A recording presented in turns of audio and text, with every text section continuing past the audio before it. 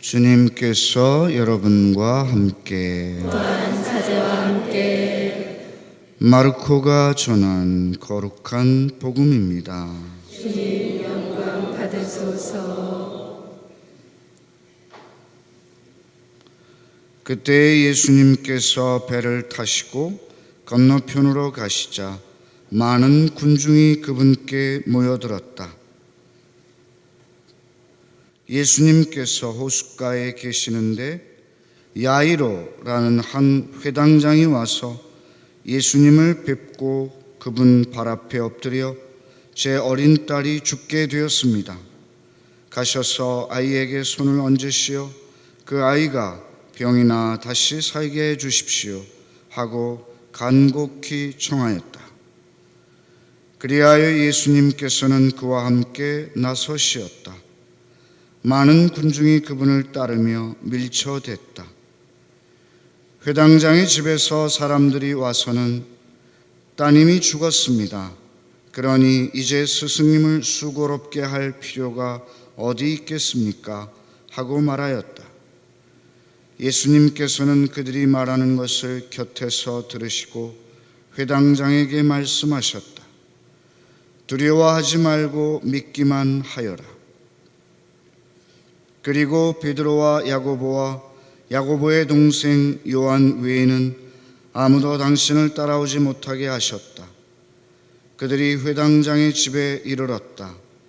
예수님께서는 소란한 광경과 사람들이 큰 소리로 울며 탄식하는 것을 보시고 안으로 들어가셔서 그들에게 어찌하여 소란을 피우며 울고 있느냐?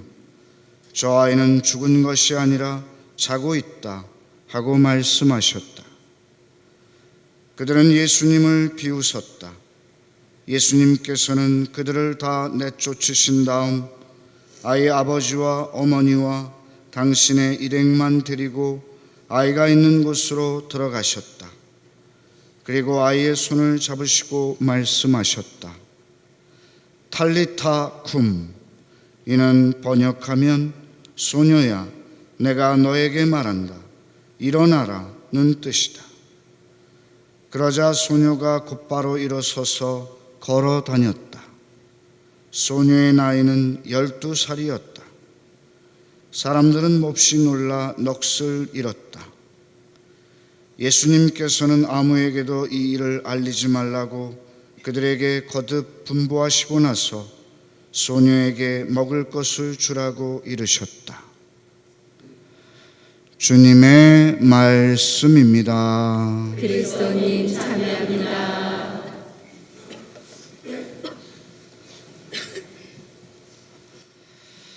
참 예수님. 네, 여러분 안녕하십니까? 네, 오늘 입교하신 우리 형제자매님들 진심으로 환영합니다. 성당에 처음 오신 분 한번 손 들어보세요. 네, 손 내리십시오. 또 한 번 이상 오신 분도 계신 것 같은데 거의 다 처음 오신 것 같아요. 우리나라에 또 우리 수원교구에 성당이 여러 개가 있죠.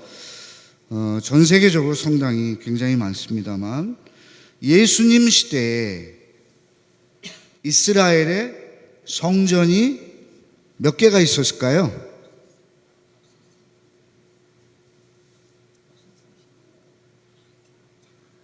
안 세어봤어요? 생각을 잘 안 해보셨을 거예요. 근데 예루살렘 성전 하나밖에 없었습니다. 왜냐하면 예루살렘 성전은 모든 하느님께 대한 신앙의 중심이기 때문에 하나밖에 없었던 것이죠. 그런데 이스라엘 사람들이 바빌론으로 유배 갈 때 성전에서 예배 드릴 수 없게 되자 회당이라는 제도가 생겼습니다. 회당은 우리 천주교에서 공소와 비슷한 거라고 볼 수 있습니다. 가장 10명이면 어디에나 세울 수 있었다고 합니다. 그래서 이 회당의 역할은 예배와 교육의 장소였어요. 예배는 언제 드리냐면 안식일에, 그러니까 금요일 저녁과 토요일 아침에 이제 기도를 드린 것이죠. 예배 순서는 쉐마 이스라엘이라는 이스라엘 사람들의, 유대인들의 신앙 고백, 신명기에 나오죠. 이스라엘아 들어라, 너희 하느님은 한 분뿐이시다. 걸을 때나 누울 때나 뭐 할 때나 항상 하느님을 생각하고 하느님을 사랑해야 한다. 바로 그 신앙 고백을 먼저 하고 그 다음에 또 기도를 바치고 그리고 모세의 율법과 예언서의 말씀을 듣습니다. 그리고 설교를 듣고 회당장의 축복으로 그 예배를 마칩니다. 루카복음에 보면 예수님께서 회당에 들어가셔서 이사야 예언서의 두루마리를 받으셨다. 그래서 성령께서 내게 내려오셔서 가난한 이들에게 복음을 전하게 하셨다. 묶인 이들에게 해방, 억눌린 이들, 아픈 이들에게 이런 기쁨을 선포하라고 하셨다 라는 말씀을 읽으신 다음에 그분에게 설교를 맡긴 거예요. 회당장이 예수님께. 그때 예수님께서 뭐라고 설교하셨냐면 길게 하시지도 않았죠. 너희가 들은 이 말씀이 바로 오늘 이 자리에서 이루어졌다. 바로 그 회당에서 가장 중요한 역할을 하는 사람이 회당장입니다. 회당에는 여러 원로들이 있어요. 그 원로들은 대부분 바리사이파 사람들이었습니다. 그 가운데 선출해서 회당장을 뽑는데 회당장의 임기는 1년이라고 합니다. 1년. 근데 바로 그 오늘 야이로라는 회당장의 딸을 다시 살려주시는 기적을 예수님께서 베푸시죠. 우선 야이로라는 회당장 역시도 거의 90% 이상은 바리사이파 사람이었을 것입니다. 바리사이파 사람들은 예수님을 믿었어요? 안 믿었어요? 믿지 않았죠. 예수님이 메시아라는 것을, 하느님의 아들이라는 것을 받아들이지 않았습니다. 대부분이. 그런데 오늘 이 야이로라는 회당장은 자기 딸이 다 죽게 되자, 물론 그 까닭도 있지만 아무리 죽게 됐다고 하더라도 예수님께 청을 드릴 때까지는 바로 그 사람 안에 예수님께 대한 작은 믿음이라도 있었을 것입니다. 그래서 예수님께 매달리면서 그 앞에 엎드려서 제 어린 딸이 죽게 되었습니다. 가셔서 아이에게 손을 얹으시어 그 아이가 병이 나 다시 살게 해 주십시오 하고 청합니다. 그래서 예수님께서 가시죠. 그런데 가시는 동안에 어떻게 됐어요? 그 어린 딸이 그만 벌써 죽게 되었습니다. 사람들이 와서 이 소식을 전합니다. 그러자 예수님께서는 그들이 말하는 것을 곁에서 들으셨지만 회당장에게 두려워하지 말고 믿기만 하여라.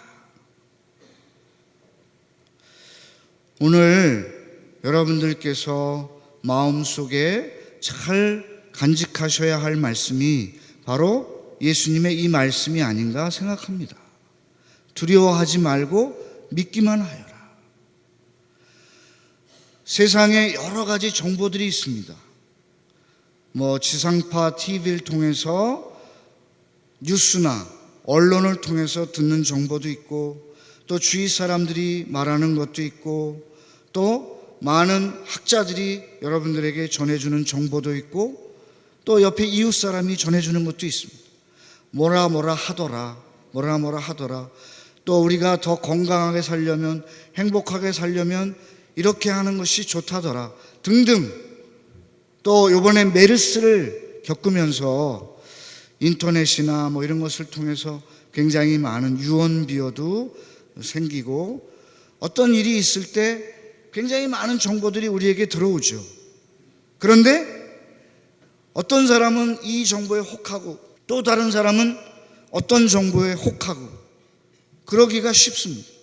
그런데 우리는 다른 여러 가지 많은 정보가 들어오더라도 다 떨쳐버리고 예수님께 우리의 마음을 초점을 두면서 그분의 말씀에 중심을 잡는, 두려워하지 말고 믿기만 하여라. 이 말씀에 우리가 의지하면서 살아가는 것, 그것이 그리스도인들의 삶이 아닌가 생각합니다. 오늘 입교하신 우리 형제 자매님들도 이 세상을 살아오면서 여러 가지 정보나 가치관이나 자신의 신조나 이런 것들로 세상을 살아오셨을 것입니다. 그러나 이제는 예수님의 말씀, 예수님의 가르침대로 살아가려고 이 자리에 오셨습니다. 두려워하지 말고 믿기만 하여라.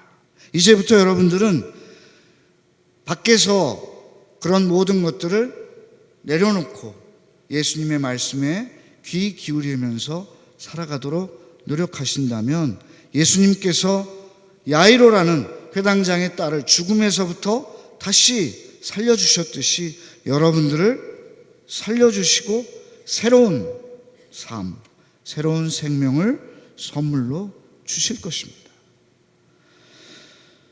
복음에 보면 예수님을 만나 배웠던 수많은 사람들이 있습니다.